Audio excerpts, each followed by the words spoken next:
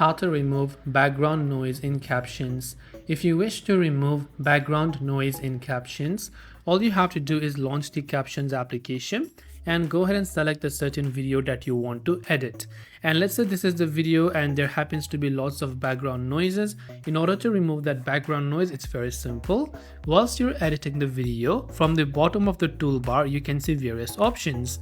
One of the options you'll find there is called AI denoise. So all you have to do is tap on this feature called AI denoise, and you can see it is going to render that video and download the processed files, and it will basically go ahead and then remove any sort of noise that you have available over there. And you can see if it is enabled, you will see a little purple dot. If it is disabled, it will be grayed out. So while enabling it, you can see the purple dot over there.